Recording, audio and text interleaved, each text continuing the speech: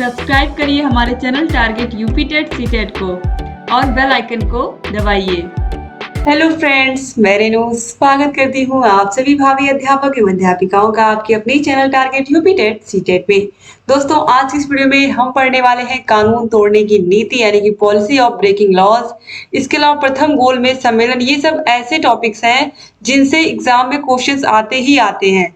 Gandhi Irwin समझौता, ये सब बहुत इंपॉर्टेंट है। तो चलिए, सबसे पहले हम कानून तोड़ने की नीति क्या थी इसके विषय में जानेंगे।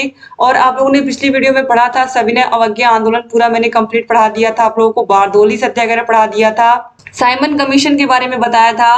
तो ये सारी चीजें आप देख सकते हैं, पिछली वीडियोस ऑलरेडी पड़ी हुई हैं। दोस्तों, पिछली क्लासेस को जरूर अटेंड कर लीजिएगा, क्योंकि पूरा का पूरा जो आजादी का इतिहास है भारत के, उसको मैंने बहुत बहुत आसान भाषा में और बहुत ही अच्छे से आप लोगों को पढ़ाने का प्रयास किया है।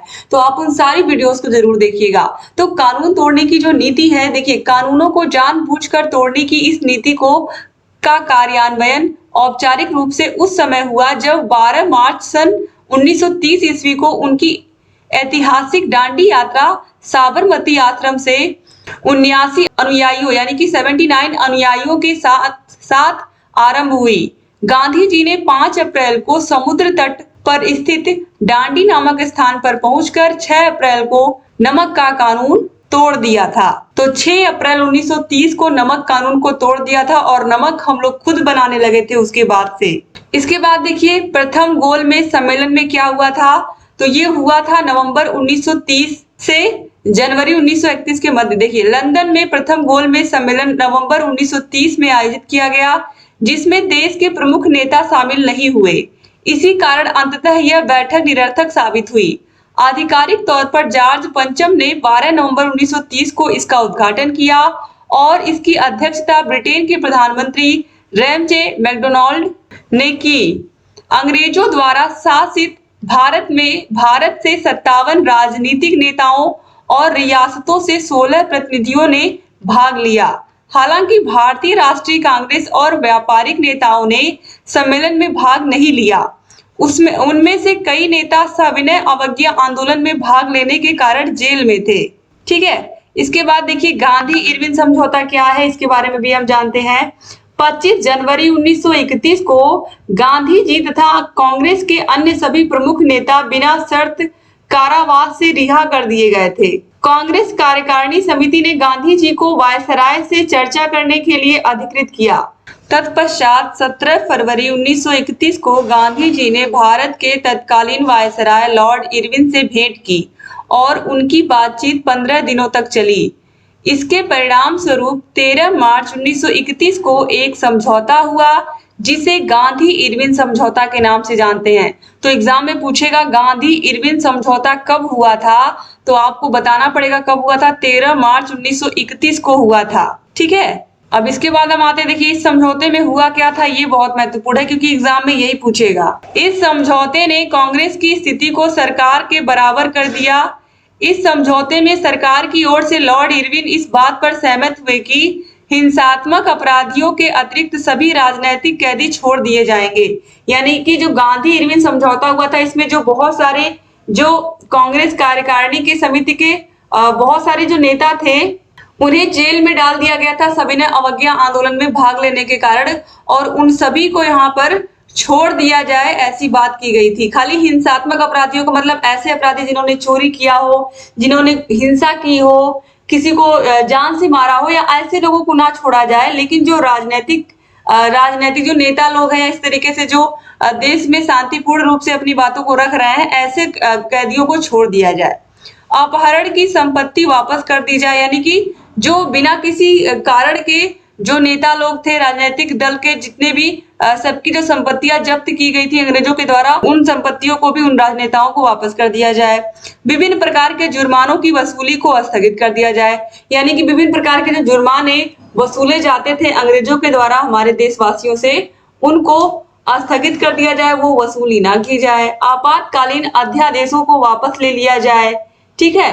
तो इन सब के बारे में यहाँ पर गांधी जी ने अपनी शर्त रखी, किंतु वायसराय ने गांधी जी की निम्न 2 मांगे अस्वीकार कर दी। पहला, पुलिस जातियों की जांच कराई जाए और भगत सिंह तथा उनके साथियों की फांसी की सजा माफ कर दी जाए।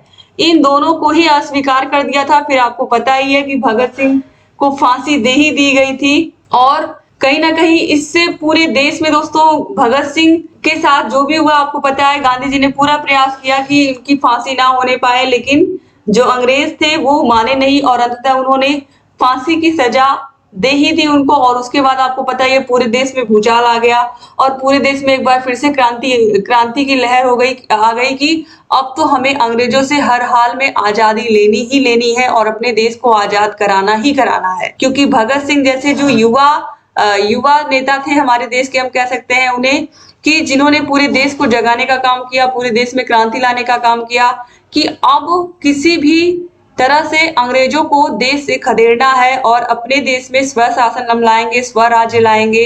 जब हमारा देश है तो शासन भी हम ही करेंगे। इसके बाद दोस्तों भारत छोड़ो आंदोलन, कई सारे आंदोलन होते हैं जिसके बाद जो अंग्रेज है उन्हें ये समझ में आ जाता है कि अब हम बहुत दिनों तक इस देश पर राज नहीं कर पाएंगे।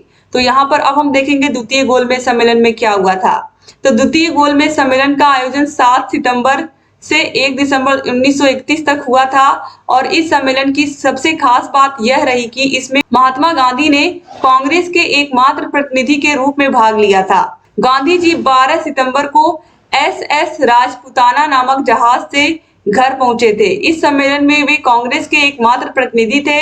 एनी बेसेंट एवं मदन मोहन मालवीय व्यक्तिगत रूप से इंग्लैंड गए थे। एनी बेसेंट ने सम्मेलन में शामिल होकर भारतीय महिलाओं का प्रतिनिधित्व किया।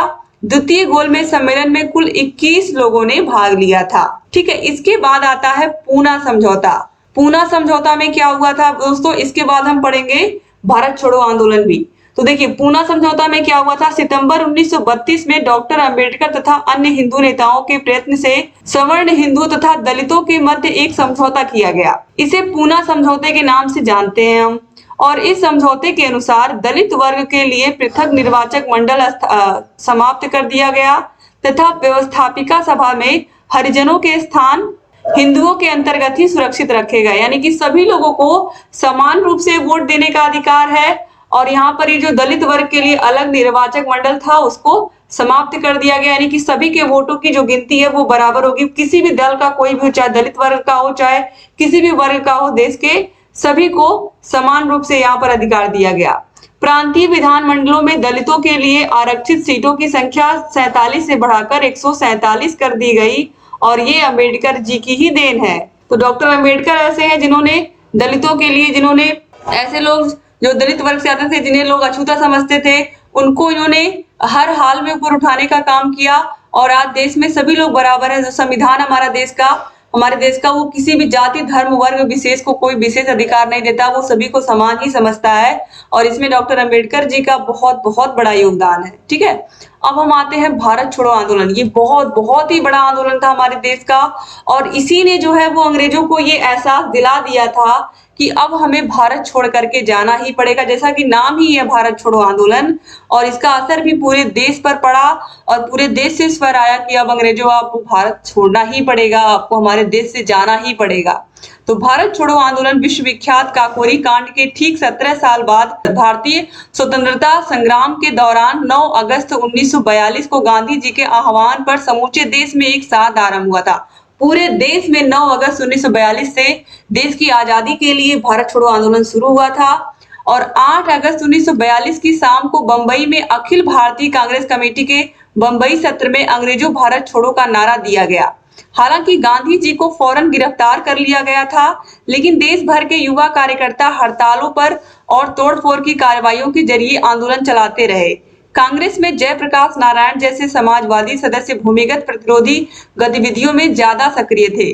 भारत छोड़ो आंदोलन या अगस्त क्रांति भारतीय स्वतंत्रता आंदोलन की अंतिम महान लड़ाई थी, जिसने ब्रिटिश शासन की नींव को हिलाकर रख दिया और ये बताने का पूरा प्रयास किया कि अब आप लोग हमारे देश में बहुत दिन तक नहीं रह सकते हो। अब देखिए इसके बाद प्रमुख उदारवादी नेता कौन थे, ये भी एग्जाम में पूछता है। तो भारत के स्वतंत्रता संग्राम में अनेक उदारवादी नरम दल के नेताओं ने भाग लिया।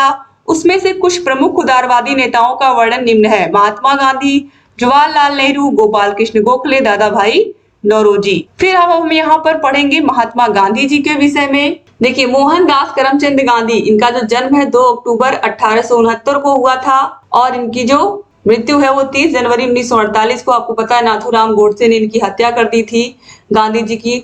और ये हमेशा अमर रहेंगे हमारे दिलों में, हमारे देश के लिए इन्होंने जो भी किया, इसीलिए इन्हें हम देश के राष्ट्रपिता के नाम से भी जानते हैं। तो मोहनदास करमचंद गांधी इनका पूरा नाम था।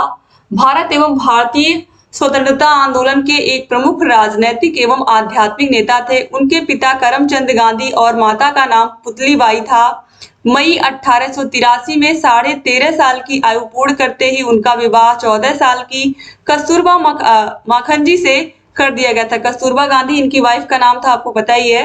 मोहनदास और कस्तूरबा की 4 संतानें थी जो सभी पुत्र थे। सुभाष चंद्र बोस ने 6 जुलाई 1944 को रंगून रेडियो से गांधी जी के नाम जारी प्रसारण में उन्हें राष्ट्रपिता कहकर संबोधित करते हुए आजाद हिंद फौज के सैनिकों के लिए उनका आशीर्वाद और शुभकामनाएं मांगी थी। ठीक है, असहयोग आंदोलन, कानून तोड़ने की नीति, भारत छोड़ो आंदोलन, ये सब ये जो पूरा यहाँ पर आप देख रहे हो सन, आप जरूर याद रखिएगा, बहुत इंपॉर्टेंट है क्योंकि ये सब एग्जाम में आते हैं। ठीक है, असहयोग आंदोलन 1920, कानून तोड़ने की नीति 1930, भारत छोड़ो आंदोलन 1942। अब इसके बाद देखिए यहाँ पर 30 जनवरी 1948 को गांधी जी की नाथूराम गोडसे ने गोली मार करके हत्या कर दी थी। गोडसे और उनके सह षड्यंत्रकारी नारायण आप्टे को बाद में केस चलाकर सजा दी गई तथा 15 नवंबर 1949 को फांसी दे दी गई। राजघाट नई दिल्ली में गांधी जी के स्मारक पर देवनागरी में हे राम लिखा हुआ है। 1920 से 1947 तक का काल भारतीय इतिहास में गांधी युग के नाम से प्रसिद्ध है। तो दोस्तों, इस तरीके से यहाँ पर आप लोगों ने क्रांतियों के मुख भी देखा और इसके अलावा आप आंदोलनों को भी पढ़ रहे हैं, आप गांधी जी के बारे में पढ़ रहे हैं, सुभाष चंद्र बोस के बारे में पढ़ रहे हैं, अंबेडकर जी के बारे में आप पढ़ रहे हो। तो ये जितने भी यहाँ पर चीजें आप पढ़ रहे हो ये बहुत बहुत महत्वपूर्ण है, चाहे वो असहयोग आंदोलन हो, चाहे वो नमक कानून को तोड़ने की नीति हो, भारत छोड़ो आंदोलन हो, ये सभी टॉपिक आपके एग्जाम के लिए बहुत महत्वपूर्ण है। और आगे के जो एग्जाम आप दोगे कॉम्पिटेटिव एग्जाम में भी ये सारे प्रश्न आते हैं। तो यहाँ पर आप अपने डीएलएड में जो भी सीख रहे हो वो आगे भी आपको काम आएंगे, चाहे आपके यूपी टेट का एग्जाम हो, चाहे सीटेट हो, सुपर टेट हो, सभी के लिए ये सब काम आएंगे। सुपर टेट में पूरा जीके पूछता है, तो उसमें हिस्ट्री, ज्योग्राफी, सिविक्स, ये सारी चीजें आती हैं। तो उम्मीद करती हूँ कि वीडियो आपको पसंद आई होगी। वीडियो अच्छी लगी वीडियो को लाइक करिएगा, चैनल को सब्सक्राइब नहीं किया तो प्लीज सब्सक्राइब भी कर दीजिए, बगल में घंटी का निशान होगा उसको भी प्रेस कर दीजिएगा और वीडियो को शेयर करना मत भूलिएगा। सारे विषयों के वीडियोस के लिंक आपको डिस्क्रिप्शन बॉक्स, कमेंट बॉक्स में मिल जाएंगी।